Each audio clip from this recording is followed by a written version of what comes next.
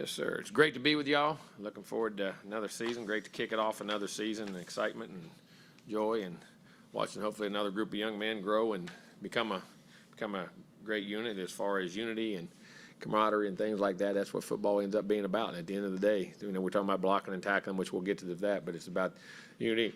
They're caring for each other and the responsibility to each other and how they see that, and it's fun to be a part of it. Everybody asks me always what I love about coaching. That's my favorite thing.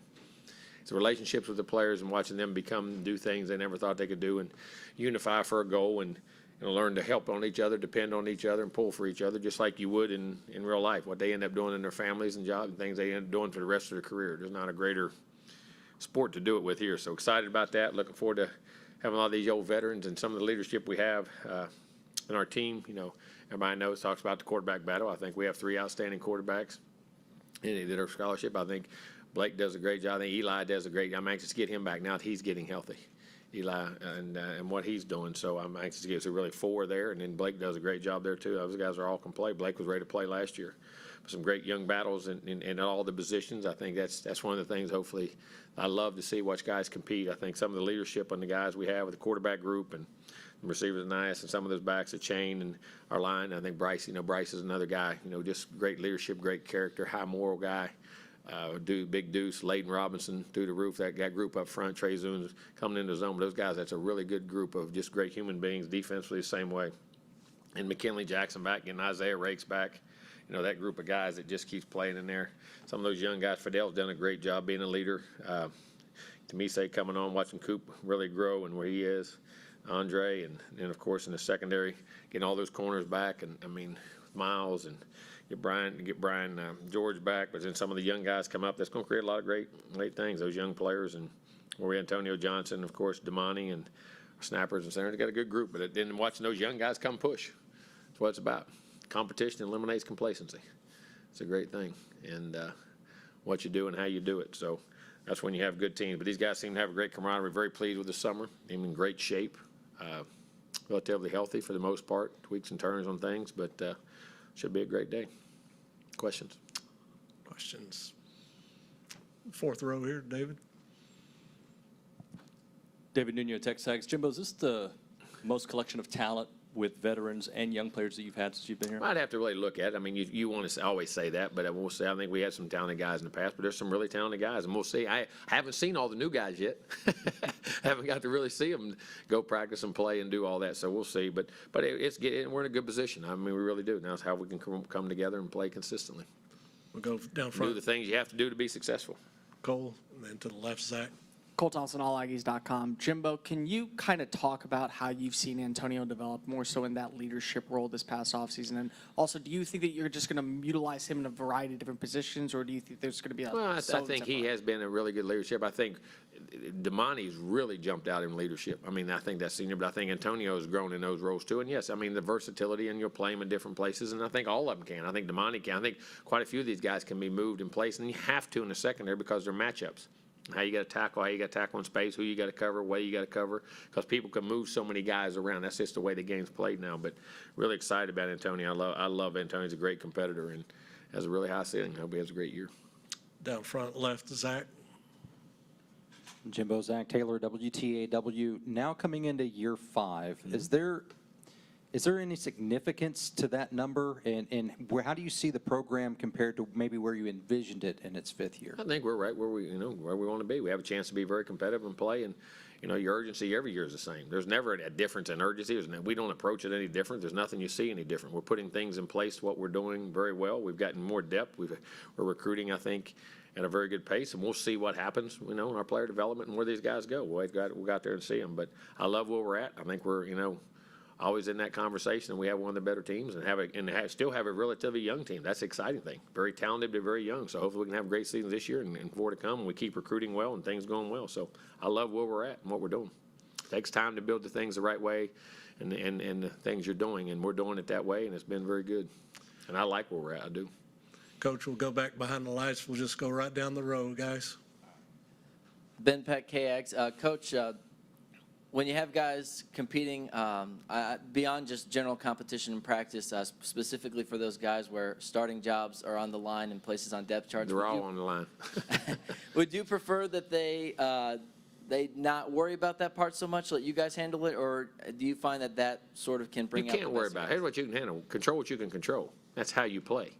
You can't worry about the guy beside who you're competing. If you're an offensive guy, you're worried about the guy you're competing on defense. If you're a defensive guy, you're competing on offense. You got to play well with the situation that's put in hand in front of you at that particular time, and be consistent each and every day. That's the thing you ask for. You can't worry about the guy beside you, and you don't try to one up him, because your situation to go one up him may not be the right situation to do it.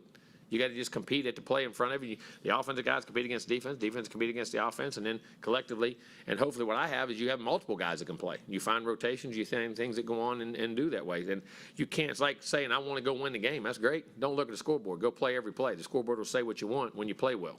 And, I mean, I know that sounds cliche, but it's like when you're thinking about, it's like they always ask about the Tiger Woods, when you're going that putt, you think about winning that putt. No, I'm thinking about where I'm going to hit it and the way I'm going to hit it. This is what I have to do to make it. And that's what you have to lose yourself in, because you can't think about results. You got to be a process-oriented group and of everything you ever do. And that's the same way when you're in a competition battle. Going out and competing every day and being consistent and making every play you can be. Because some guys are two different players, have two different talent levels, but can be utilized in different ways, and both can still be very successful. That's the one thing about football. And it's based off also sometimes what the team or around you or what that part of it is. So just make your value as much as you can and control what you can control. Coach will stay in the back to the far left. Hey, Coach, Eric Kelly, Fox 44. In terms of the guys who are competing for a starting quarterback job, do you have specific areas that you want each of them maybe differently to prioritize in what they show, or is it kind of the baseline of, are you accurate, can you lead touchdown drives? No, I want that whoever that quarterback has, he's going to have certain characteristics. Just like, all right, who's going to win the national championship? You don't know, but I'll tell you this: you know what they're going to look like. You know what they're going to do on the field. They're going to be physical at the line of scrimmage. They're going to create big plays. They're going to be able to not have self-inflicted wounds and be very disciplined, not have penalty. I mean, all those things you do. Same way with the quarterback. I mean, whoever wins that job, he has his characteristics that you have to play. He's got to make great decision-making and accuracy. And maybe we feature throwing a go ball to a post ball. You figure a dig to a hook. I mean, each guy has a different thing, but his decision and accuracy and talents and things like that, they have to, and be able to collectively unite people for a common goal and make guys understand that and affect guys in a positive way by how they practice or what they say or their demeanor. I mean, there's those characteristics. Whoever that guy is are going to have the same characteristics. They're not going to differentiate. We'll stay in the back, Darryl, and then to the left, Cease. Coach Darryl Bruffett from KBTX, can you just talk about the excitement level that you and your staff have, getting those guys back out there this afternoon and getting things rolling? It is. I mean, that's why you coach. That's why you play, to get on the grass. That's why you go run all those sprints, lift all those weights, do all those things to get on the grass and play. And as a coach, it's the same way, and build those relationships. And I love practice. I mean, you love games, but I love practice. I mean, I do. I love being out there and interacting and developing. That's where guys develop. That's where they grow. And not have to worry about getting criticized. We get on them, but they ain't got 7,000 people on you writing an article about them, or whether they do good or bad, or in Twitter or whatever social media it is. They write good or bad, you know what I mean? That practice, it's a sacred ground. That's why it is. It's a sacred ground where you develop and grow as a human being, and everybody grows behind the scenes. They don't have to worry about, the commitment of being judged worldly. They just have to be in their collective families. What you do is like your family knows things about you no one else knows. That's what your team knows things about you no one else knows, and that's what that unity is about. And the excitement to get on that field and do that, I love that. I love that. And watching guys and other guys help those guys grow or get on them if they get out of line or do the things they do, those relationships. I love that part of everything we do. Coach to the left, Cease. Robert Sessa, the Bryan College Station Eagle. Do you think Anaya Smith was hurt by not being in SEC Media Days? And what is the status of Chris Russell? Hurt in what regard? Well, as far as publicity and, he was going through. I think he's come out and explained, and you tell the truth and you move on and don't worry about it. You can't worry about that. You have to go play and do the right things and make the right decisions each and every day. Yeah, and Chris Russell will be at practice today. Down front, Olin, and then Cole. Olin Buchanan, Texags. Jimbo, a couple things, if it's okay. First of all. No, it's not. All right. Well, then one. First of all. So you don't care. You're going to do it anyway. Well, no, I said I'd just do one. But then I'd ask for the microphone again later.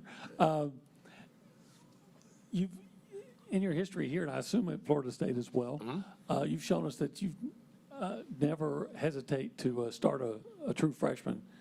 What do you look look for that makes you think that those guys are ready to, or know that those guys are ready to play? And he gives our team the best chance to win.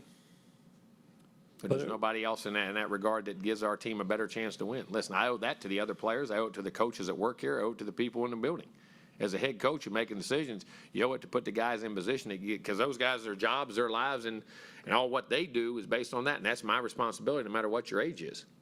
That, you owe that responsibility to your team, to your coaches, to everybody that's employed under you and what you do, that you put the best players on the field to give your team the most chance to be successful. But how do you know that, how do you sense that guy's ready? Well, about 35 years of coaching and watching the other guy that he's going against or who the other player is that's competing for that position, or what it does for our team and how we think our team has to win. And do we need this or that? I mean, that's how every position guy, that's how every position is determined who they win and what goes on. And how much improvement, or what do you just typically look for out of a second-year guy? Hopefully he grows and doesn't make the same mistakes. Hopefully he understands your concepts and conceptually what you're doing and plays with a greater consistency level. And hopefully, and but also doesn't take that for granted. Or secondly, doesn't put too much pressure on himself to be able to perform. That his performance continually grows and he's more consistent and he does things and understands team orientation a lot better and things like that. I mean, that's almost an endless question to a point. But, you see guys sometimes that, well, he's a second year and he didn't really work. Sometimes they put too much pressure on themselves, that they think they have to make this jump. What they have to be is themselves. Maximize their ability and play with greater consistency. And that's what usually happens as you get older, as players get better. They understand the assignments better, they understand the concepts better, and they understand themselves better and what it takes to be successful. And they've had times that, in that first year, second year, all right, I did this and failed, I did this and succeeded. And they can repeat those things and eliminate the other. And that's all part of growing and learning. Part of it is, and in today's world especially, the pressure on these kids. You know what I mean? They feel the pressure to play and do, and I'm not saying here, I'm making a generality across our country because of social media and how well press is. And, it's not, how many great stories do we write? They're all it's about 3-to-1 negative to great. That's just the world we're in. And I get it. That's what sells papers. That's what sells clicks, the headlines, all those types of things. Those kids have to eliminate those things and not feel those pressures. And sometimes that's hard. And that's hopefully with maturity, you grow in that regard. Fourth row on the left, Chuck. Chuck Carlson, Dallas Morning News. Yes, Two sir. housekeeping questions. One, Yes, sir. of any players on the roster, are any going to be unavailable for the start of practice for you guys for injury, for example? Yeah, I have to go through and see that. Go ahead. And two, do you have in your mind a date that you want to have a number one quarterback named? Yesterday. No, I mean you do. I mean in that regard, but I always say that don't put a timetable on it. They'll tell you, and the team will tell you, and how they play each and every day will tell you. You know what I'm saying? That it'll be obvious from what you do. Let me go through this thing. There's a couple guys that were. Dindy is not. He's going through. He's getting very close. Hopefully by the end of this camp, middle of this camp, or right at the end, he ought to get his rehab knee is doing really good. Won't be out there when you see that. Let me just go through it. It's easier that way. I don't have my report in front of me, guys. That there. Killebrew, same way. And he hopefully in camp should. That's kind of the projection date back. We'll see. Very closely in camp. However, Marcus Killebrew, because of a knee surgery when he came in, we knew that. Bobby Taylor will probably be out for a while because of the surgery he had once he was here with an old injury that he had when he came in. Cleaned up.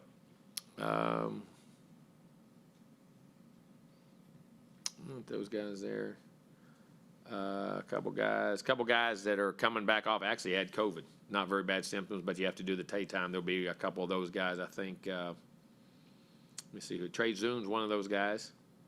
I'm just going through this. I'm not trying to make sure I hit you all the right way with the right information. Hezekiah Jones, I mean, he medicaled his last year coming back from all those injuries, all those things. He medicaled. Donnell Harris did the same thing. Who else am I missing? That's those two. Was it I done? think I'm so. trying to think off the top because they wouldn't be on here. Unfortunately, I'd love to have those guys. I mean, I hate that. I think there. Walk on Caleb Serber. He was a One of our receivers has a COVID deal. Trying to see it going through. Am I missing anybody? I'm just reading. I'm just going through it. Make sure I don't tell you. I believe that's it right now. Kenyon Jackson's still in a rehab situation with his deal. Charles Schelling, to walk on, actually hurt an Achilles in a workout this summer. In that regard, and I believe that's it. I think that's it. If I miss one, I apologize. You may know one or not. I apologize. I Got think time that's for it. a couple of more, Cole, Zach, and Olin. Yes, sir. Jimbo, just a quick two-parter. Number one, how have you seen Trey progress since coming back from the ACL injury? Trey Zune. Oh, okay. And then Yes, sir. also with guys like Layden and Bryce and Ruben having an immense amount of starting reps from last year when you're replacing 4 offensive linemen, does that raise the level of consistency and maybe the level of the standard of the offensive line? I sure hope. I sure hope. And I think they've had really good summers. Those kids have worked hard and are I think very talented. Very talented. And gifted. And Trey's been outstanding. Trey has played. His knee hadn't bothered him. It's a shame. I thought he could have played last year if he wouldn't have got hurt, had to come in. He's a guy I was really high on watching. This guy's a very smart guy. Boy, he's lifting, gotten big. I thought he had a really good spring. I'm really excited about him. I think he has a chance to be a really good player. Front left, Zach, and then Olin. Jimbo, what sets Devon Achane apart? And do you feel like he's underrated by people around the country?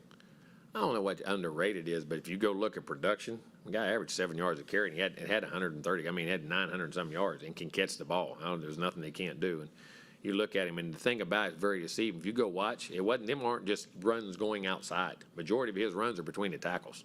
The guy has an unbelievable knack to get through there. He's very patient. He's a natural runner. Of course, he's got great top end speed, but he's got phenomenal hands. And to say probably maybe so, I don't know where they've ranked. I don't get into all that preseason, who's all league and all that stuff.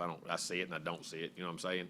I don't know where he's at, but he's a very talented guy and a very good guy, very smart guy and very diverse. And I say that not just catching the ball. He runs in those tackles and he's a good pass blocker. He's a good football player, man. Somebody's underrating him. They don't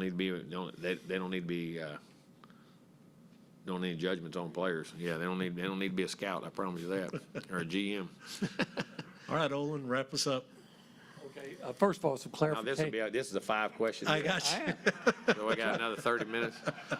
Well, Travis isn't here, so I'm So trying to now, pick how up come some y'all slack. don't do that? Y'all are just very professional. Is that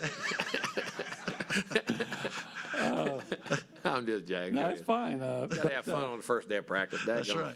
After that, you're always grumpy about everything that's going on. So I'll come in there and we're terrible at this. We're awful at that. That guy stinks. These guys are terrible, and we ain't gonna win a game. All right. So here we go. But first of all, just some clarification. When you say medical, that means they're done? The medical? Yes, sir. Yes, sir. Retirement, medical retirement? Well, 'cause it What could be part a of yes medical- don't you understand? I just want to make 100%. What part of yes don't you understand? Don't want to Lord assume almighty. anything. Don't want to assume anything. Oh, no, I'm good. And then, hey, how do you see that right guard competition going? Well, Layden Robinson's about the best one of the top ones Okay, in I'm the sorry, country. left. No, see, I'm prepared. You already asked your question. That's why that's your. My other see, right. Layden, no, but you got guys. But outstanding. And I think Moko's done a great job there. We'll give all of our young guys. Moko, I thought had a really good spring. I think he's established him. Have a good shot there. And you got Mark Nabu. You can put Cam Dewberry. You got Matthew Wyckoff that can play guard too. Center. Quite a few guys that can be over there, and we'll see as we go. And right now, I'm not as concerned about who's starting. Like, we're going to be 1 and 3, 2. Everybody's going to get the same amount of reps on 2 different fields. And I don't care if you're in the 1, you just go play good football. Well, I promise you, we'll get you on the field. You know what I'm saying? And we're going to find it out. And that's the best way to do it, is get them as many reps as you can. And right now, it's just, that's line up, and we'll intermingle the guys, whether each quarterback will be with the 1s, each quarterback will be with the 2s, each quarterback will be with the 3s, each lineman may be at left, right guard, and then we'll intermingle those guys. But right now, it's about getting reps and just learning, and that's what I'm anxious to see which one of those young guys. I don't know. We'll see. I thought Moko had a really good spring, though. I thought he really developed and came on. It's a shame he got hurt right there at the end in that spring game. We really didn't get to see him, but he played through that thing hobbling on an ankle that was, that was tough. But there's some really good guys in that group that I think can play, and some of these young guys will push. But I like where Moko was too. I thought he made a lot of development and growth in the spring. Coach, thanks for your time. It was left guard, see.